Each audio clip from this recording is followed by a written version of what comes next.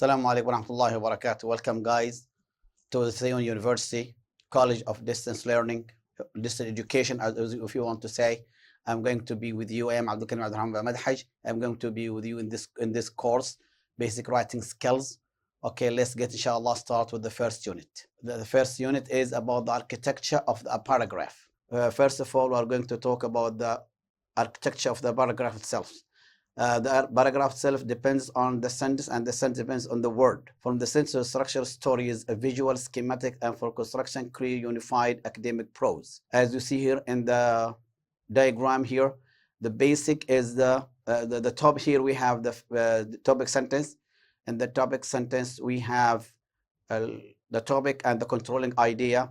The supporting sentence that has the elements of explanation, definition, and so on, and the foundation, which is the conclusion sentence, restates what we have talked about in the topic sentence. Here we have, for example, let's talk first about the introduction, the organization of the paragraph itself. These things you have to take care a lot of them. In the organization of the paragraph, it starts with the title.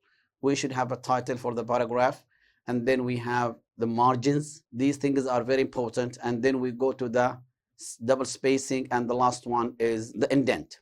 So when you start to write your paragraph, you put a title, and the title you can derive it from the question given by the instructor. The paragraph shouldn't have a sentence, shouldn't be a sentence. It should be one word, 2 words, or 3 words, as you like. Then the indent, and you indent, as series since begin 5 spaces, or if we can say 5 centimeters from the left side of the page, and then you start writing. Remember that the writing shouldn't be as a list, should be a paragraph. When you finish the first sentence, put a full stop. After the full stop, you start the second sentence. The double space, of course, is very important for me as an instructor, because here I give you my feedback. My feedback is very important for you to improve yourself. And the last one is the connected sentences. Follow each other. Don't start new line for every sentence, as I told you. Let's see, here we have the topic sentence. And introduce the topic sentence. The purpose of the topic sentence introduces and tells what the writer will say about it. For example, I had a scary experience when I was a young boy. Here, the writer wants to talk about his scary experience. Something happened to him once in his life. As you see, it is the top of the building here. The top of the building, because it tells everything is going to, the whole paragraph is going to talk about this one. And then we come to the supporting sentences. In the supporting sentences, we give further explanation and support the topic sentence. For example, here, if you go back to the topic sentence, look at the right side, we have, while I was sitting on the grass, I saw a snake slowly slithering over my toes. Here he started talking about supporting what he started in the topic sentence. In the concluding sentence, you repeat the information in the topic sentence in a different way. As you see here at the bottom line, the experience frightened me, and I never went outside barefoot again. Here is a very easy and exemplified example of how to write a good paragraph. In the topic sentence here, we have to take care about 2 things. We have, it shouldn't be too general or too specific. For example, if we imagine that you are going to talk about a surprise party, you can say surprising party is a kind of party. This is very general. You cannot gather it very well, and you cannot write about it very well. Technical introduction tells what the architecture party about. The perfect focus. My classmate gave me an unforgettable surprise party for my 18th birthday, for example. Also, the one down it, there were 14 guests in my surprise party. Also, this is very specific. Here you have the controlling idea tells the reader exactly what to expect. It must be arguable. It must be arguable, expandable, not a simple fact. Supporting material is, now let's go deep to the paragraphs. How can we build it? I mean, in the supporting sentence, we may give a definition, we may give an explanation, we may give an example, or we may use all of them or 2 of them. It depends on the topic you are talking about. For example, here we have this model paragraph about dependency of people on computer. He said he gave them the definition explaining the term of dependency. Dependency on computer means that young people cannot perform normal tasks without them. Here is the definition. Explanation: today youth rely on computers, cell phones, and PDAs to do assignments. An example: providing concrete proof. For example, I do all my schoolwork on my computer when it crashed last week, so and so and so. So this is an example, of course, taken from your book. You can see it. You can go back to it in the book and you can read it very well. But here I analyze it one by one. What was the definition? What's the explanation? And what's the example? So good academic writers use a mix of all three to create structurally sound paragraph. As I told you, it depends on your topic. You may support it with the definition, explanation only. You may support it with explanation or an example. It depends. The most important thing is the example and the explanation or the definition should be very close and related carefully to the topic sentence. The concluding sentence toolkit. The concluding sentence, it has 4 jobs. It gives the reader 4 things. It may restate the main idea. Okay, for example, I like to live life in strong way, so I think I will always admire the color red. This conclusion taken from the first example given in the first slide about, or the second slide about the red color. So here, if you go back to the topic sentence, you will see this one, which is a conclusion for that one. Or it may give a word to the reader. If you don't follow these steps, you may not get the grade that you want. Here, a word. It may make a prediction. The automotive industry will change and soon everyone will be driving pollution-free cars. The last one is to give sometimes an opinion. Some people might disagree, but I think lamb is the best meat for grilling. Writers often signal this phase with phrases like in conclusion, in brief, in short. All these we use them to start our concluding sentence. These 4 examples of the concluding sentence also taken from the book. You will find them in the whole paragraph is there. Just here to show you how a concluding sentence should be structured and stated. Let's move on to the paragraph unity. Paragraph unity is very important. Maybe I forgot to tell you something about the paragraph. What's a paragraph? A paragraph is a group of related sentences or a group sentence talk about one thing. So here look at say. Here we have a bullseye here in the center. They all hit there. Look at the arrows. They all hit there.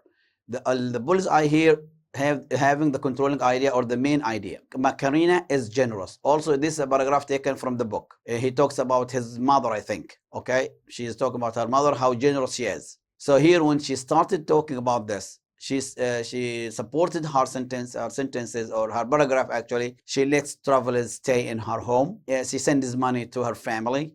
She brings flowers to sick friends. So all these 3 sentences really support the controlling idea about the generosity of Macarena. Look at the top one, which is written in red there. She looks good for her age. Here we don't talk about her age or how does she look like. No, this is completely out of the sense of the paragraph. So it distracts the reader. It will not lead him to complete reading. So try to avoid such thing.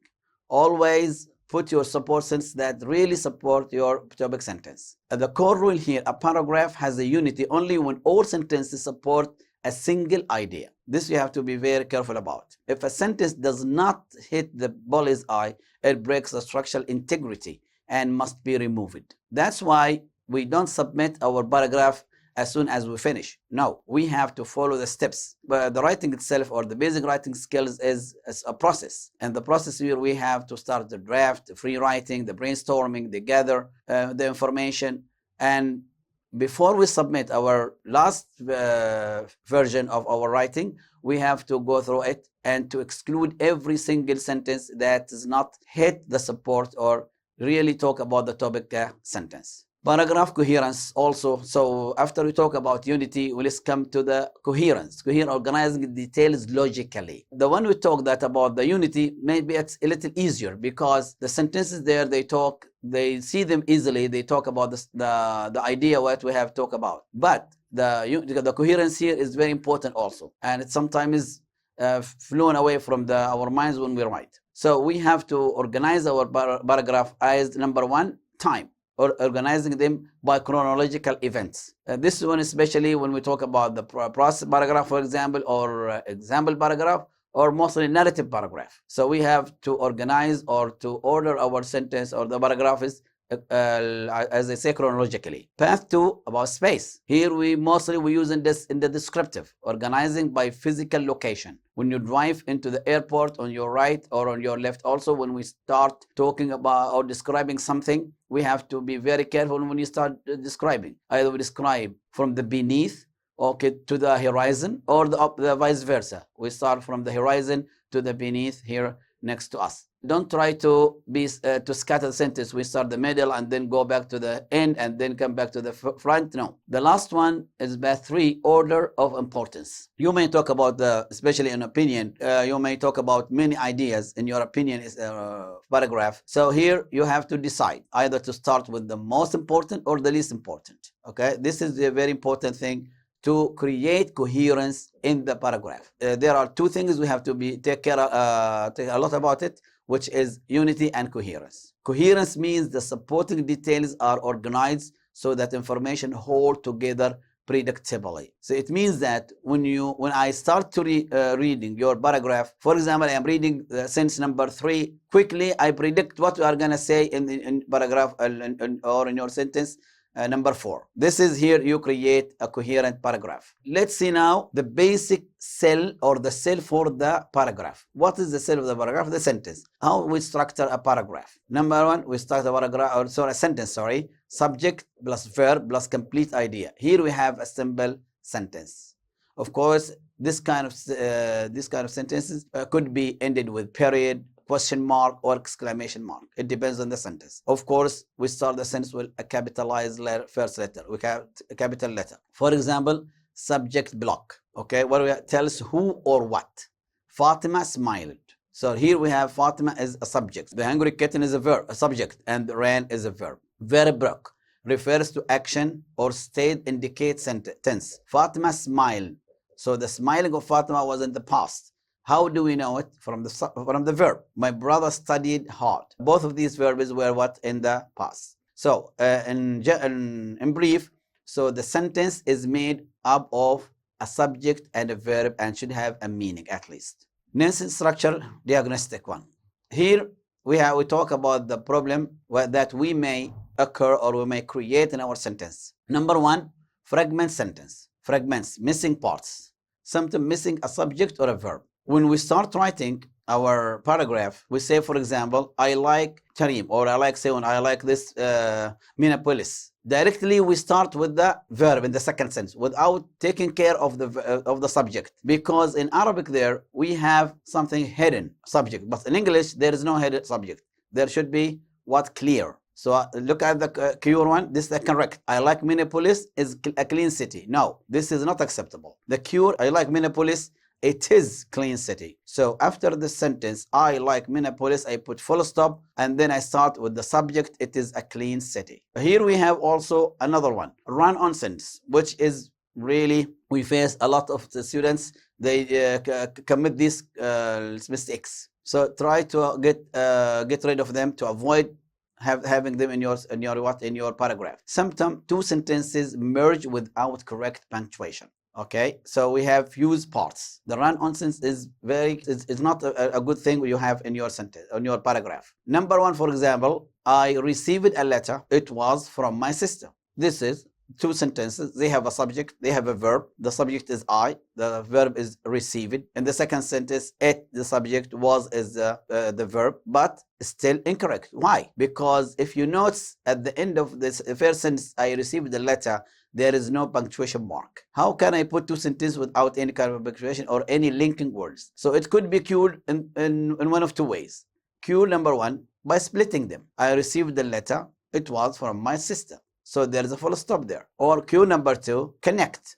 I connect these two sentences together. They laughed and I felt better. Even there, I received the letter and it was from my sister. So in brief, so you have to use a connector or a linking word or a full stop or at least a semicolon. Okay, so this is also you will find them where in the book also in detail there. Let's now start our first or second unit, which talk about what? About descriptive essay. The descriptive essay tries very hard to use all the senses that we have. The mental image. Why do we describe? To create imaginary image in the head of the reader through reading, through writing. When he reads, he goes with us in every single detail about what we are describing. So in descriptive paragraph, the writer uses words that help the reader see, touch, feel, smell, or taste the topic. As you see here in the pictures, we have the nose for smell, we have the hand for touch, we have the eye for sight, and we have the tongue for taste, and the last one that we have the ear for listening and hearing. In Sari, here is a paragraph about a girl from India, and she described the Sari. In Sari of the gods, describing the blue hand spun silk. He used this word, this kind of structure to what? To describe the Sari. And silver border elevate the text beyond basic statement. So here, the most important thing here, as I told you, in the descriptive paragraph is to make the reader use as much as we can of his senses. Descriptive organization, the same organization as we talked about. We have topic sentence and then supporting sentences and also concluding what? Sentence. This should be clear in every single paragraph. The descriptive triad, topic sentence, introduce the item plus the writer's general feelings or option about it or opinion about it. Supporting sentences gives a background information, adds descriptive details, looks, smells, feels, and so on, describing how the writer feels about the item. Concluding sentence restates the idea in the topic sentence using different words. So here we have the organization of the paragraph or the descriptive paragraph and what should be in each part of the paragraph. The specificity of matrix. This is very important. When you describe, we use the adjectives. We should use as much as we can of the adjectives. Okay? For example, here when we use adjective, of course, to specify, to make it distinguish from other parts. If your paragraph has this sentence, for example, he bought a vehicle. A vehicle here is very general, not accepted. You should say he bought a 1965 Cadillac or 2020 Hilux, okay, and so on. Specific language. We heard a noise. Not also, this is not acceptable in a descriptive paragraph because it's very general. We heard the sound of breaking glasses. For example, you talk about a scary night in your house. You talk about, for example, an accident, the crash between two cars, whatever. So you don't say what, oh, we hear the noise. No, try to be specific and give the image of the reader about the noise that you have heard. Suddenly, I smelled food. Suddenly, this is also very general. We don't accept it. So suddenly, I smell steak and onions. You see here, it's very expressive, very touchy. Okay, so that makes the reader really uses his senses. So the replacing general categories with specific details creates stronger effect, as I said, and create mental image acting as a high definition upgrade for prose. You remember high definition? Nowadays we have television. Long time ago, it's not that definite as it is now. Look at the screen now. You can see every single thing in the picture in the screen. That's why we have to put to make our paragraphs very close to this one. Here, for example, you finish it writing your paragraph. Before you submit it, even in the exam there, you have to have these in your mind. You have to go through 4 filters. You know filter? We have the filter in our cars or in our water to give us clean what? Clean water. Here's what are the first filter, the phase 1, the blueprint. Are margins 1 inch? Is there any margin? Go check. Is it double spaced? Is the first line indented? So this is the blueprint, the format of the paragraph. Remember this one. Phase 2 or filter number 2, the load-bearing walls. Is there a clear topic sentence with a controlling idea? This is very important. Now you write it. Good. Before you move to the next question, go back again to it. Are there supporting examples, definition? Does it end with concluding sentence? So here you go. We will talk about the content. So phase 1 about the format because it has also some marks. And then we go to the content. What did you write exactly in the content? Phase 3, structural integrity. Unity check. Do all sentences hit the target? Read it again and again because in the exam you don't have someone to read it as a peer reader for you, but you have to read it yourself. Coherence check. Are details ordered logically? Phase 4, finishing and polish. Are all sentences complete? Yes. Remember the grammar. Of course, it comes to your mind as the first. No, it's not the first. It should be at the end. Analyze every single sentence in the paragraph. Where is the subject? Where is the verb?